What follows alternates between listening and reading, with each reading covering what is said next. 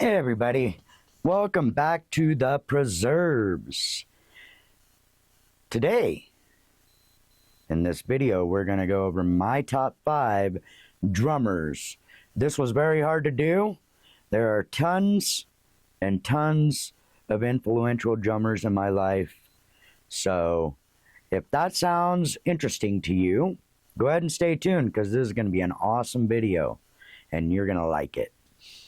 So, before we get into this, I want to go over something a viewer said. It was in, I think, the first or the second video that I did after I started uploading again this year. And the comment said that I hope you know there is tons of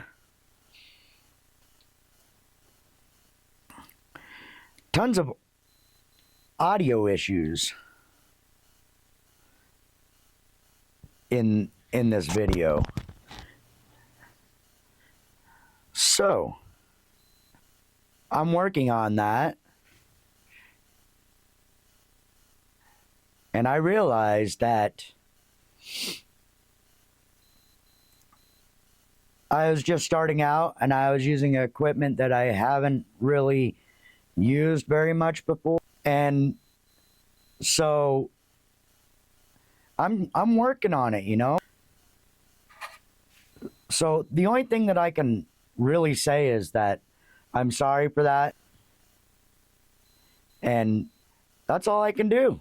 You got to roll with the punches. You got to keep on making videos and they get better. You know what I'm saying? So bear with me and my videos will get better. So anyway, cheers guys, and let's get into those top 5 drummers. Number 5 on my list is going to be Stewart Copeland.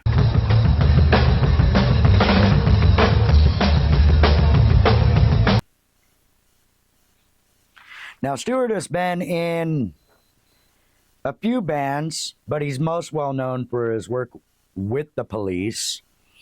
He writes opera and he writes ballet stuff and he writes freaking orchestral stuff.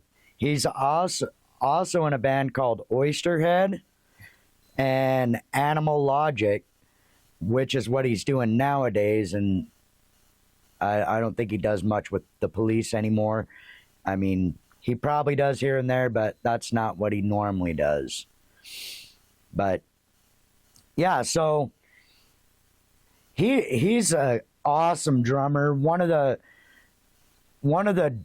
things that he does best is he adds a lot of sound to his music, and he's a great composer when it comes to music, and he is just phenomenal behind the kit.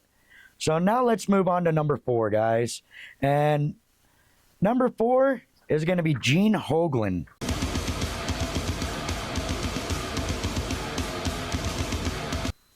Gene Hoglan has been around for many, many, many years, and he has been in such bands as Death, Forbidden, Dark Angel, Strapping Young Lad, and Testament, just to name a few. I mean, this guy is all over the place. He plays with Devin Townsend, and he writes music for Death Clock and Zimmer's Hole, and man, the guy is just phenomenal. And I was actually turned on to Gene Hoglan by one of my best friends, which we'll get into him later, and his name was Chad Jordan. But anyway, Gene Hoglan, holy smokes, that guy is a phenomenal drummer. Hard hitting, freaking double bass patterns like you wouldn't believe. Just a outstanding drummer. This list was so hard to narrow down for me because there are so many good drummers. And just to name a few, we'll go over a few here. Dave Lombardo of Slayer, Thomas Hake of Meshuggah, John Bonham of Led Zeppelin, Phil Collins of Genesis. And Phil Collins, the Genesis that most people know of is the 80s Genesis and beyond. But back in the day, Phil Collins was actually the drummer for Genesis, and Peter Gabriel was the singer for Genesis. And man, such a phenomenal prog band back in the 70s. And then you got Ginger Baker of Cream. You got Terry Bozzio. That guy is amazing. You got Simon Phillips, Tommy Aldridge, and then you got other, like in other genres, you've got Buddy Rich. You know what I'm saying? Like there are just so many. If I was to go through all the drummers that are like super influential in the music industry, this video would go on for hours, and I just can't really post a video for hours. But that's just a few drummers to name some. So many freaking talented drummers, you just can't go through them all, and that's why this list was so hard for me to make, because there's been so many drummers and so many styles of music that have influenced me. But I'm going through the drummers that are still a mainstay in my drumming, and the ones that I take stuff from and still, you know, use in every sense of my practicality behind the drum kit. So now let's move on to number 3. We're going to go on to my favorite band, Iron Maiden, with Nicko McBrain.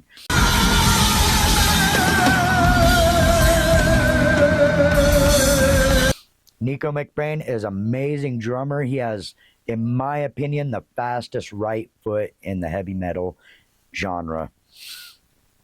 He is amazing. So Nicko started out way back in the early 70s with a band called the Streetwalkers, and he released 2 albums with them in 1975, and then he went on and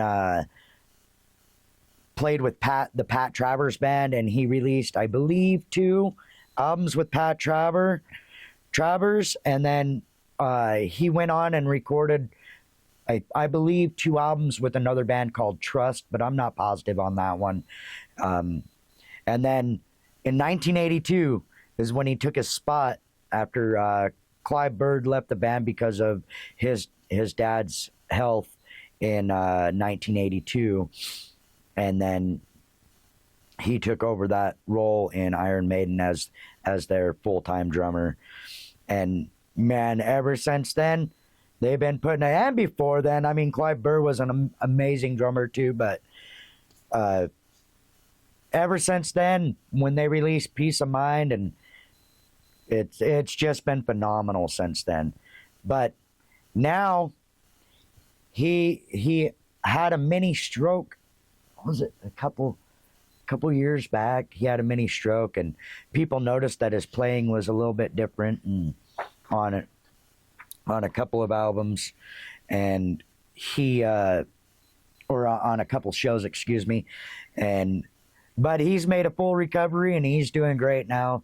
So we're gonna see lots more albums from Iron Maiden, I hope, and hopefully they still kicking out the albums for many years to come. Now, before we get into number 2, I want to name a couple of local drummers from where I really got into music, and one of those drummers is the guy that I mentioned earlier, Chad Jordan, and he's the one that actually started teaching me how to drum, and he was a really good friend for many years. He's just a phenomenal drummer. He played in many bands. He played in like probably 5 bands. And then when I moved to Oregon, he actually couldn't stop creating music, and then he got with a little tiny band in the Astoria, Warrenton area. They were called the Salty Dogs, and he played on this little tiny Catalina kit with the floor tom just as the bass drum and a floor tom.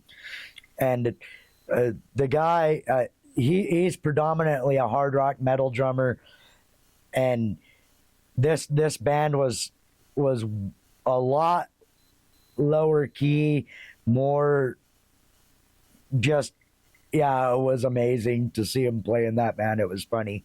And he was playing on this little tiny kit, and every time they'd play a show, the singer or lead guy of the band would always come over to him and freaking say, "Hey man, you need to tone it down a little bit. We're a lot quieter than that."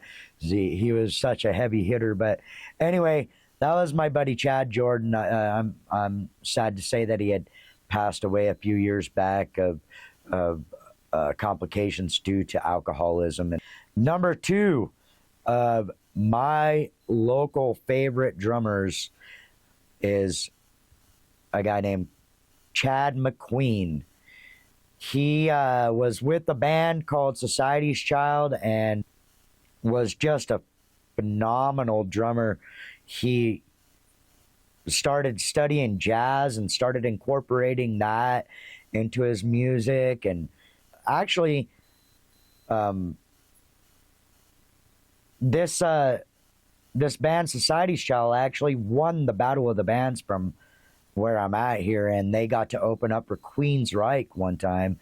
So I mean, that's pretty amazing. So yeah, so let's get into my number 2 all time, and that person is going to be Neil Peart.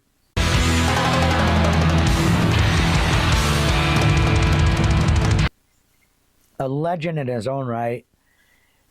And this guy is just amazing. He, cheers. He was in a couple of bands before he was actually in Rush. And he's known as one of the greatest drummers of all time. And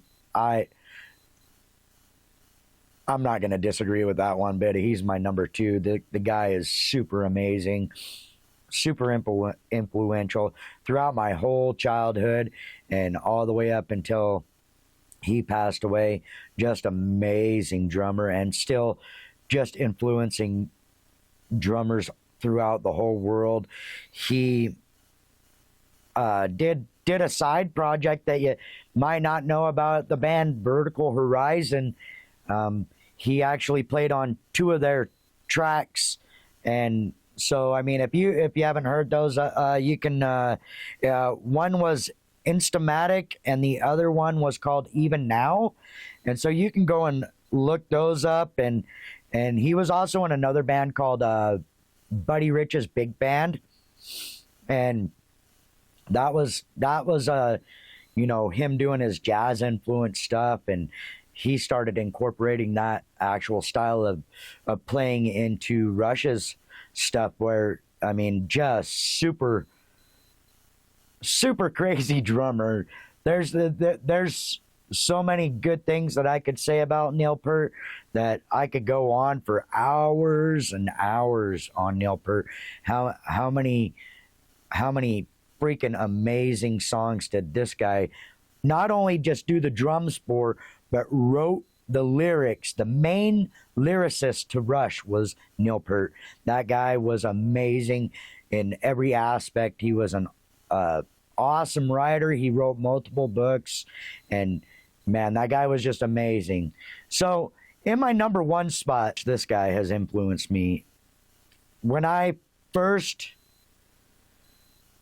started drumming, and my friend Chad Jordan, he actually, I told him about this band that I had heard of, and he had already heard about them. And I said, "Hey, you heard of the band Dream Theater? And he's like, we were actually in the Temper studio at the time, and it was just me and Chad, and he started playing Pull Me Under just right off the top. Just holy cow. That's why, Chad's one of my favorite drummers. Is he already knew, and he introduced me to a lot of the bands that I listen to nowadays, and it was just crazy. But anyway, Mike Portnoy of Dream Theater.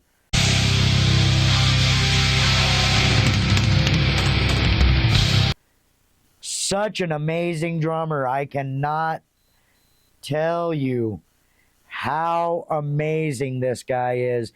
This guy has worked with so many people.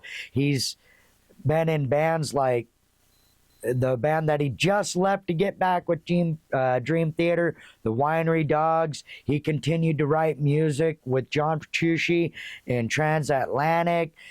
He was in so many freaking bands. He played with Avenged Sevenfold. Oh man, this guy is just crazy how many projects he has been in, and continues to put out amazing work, and has played with some of the most amazing projects that I can't even fathom how much stuff this guy has done work on.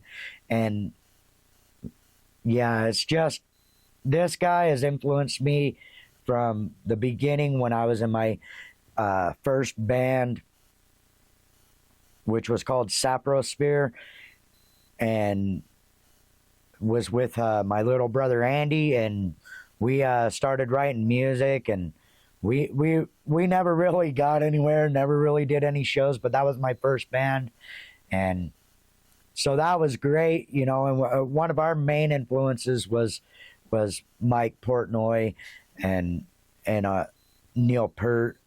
But anyway, guys, that was my 5 top drummers, and it was super hard to narrow down this list, at least below my top 2, because my top 2 have always been Mike Portnoy and Neil Peart. So if you guys like this video and you want to see more videos like this video, go ahead and leave a comment. And if I left out any of the drummers that you guys like in the list of drummers that I had mentioned in this video, go ahead and leave a comment and tell me all about it. And if you want to... Yeah, this shit box is gross. Subscribe, that would totally help this... You a smart motherfucker. This channel grow, and I would really appreciate it. All right, guys. Peace!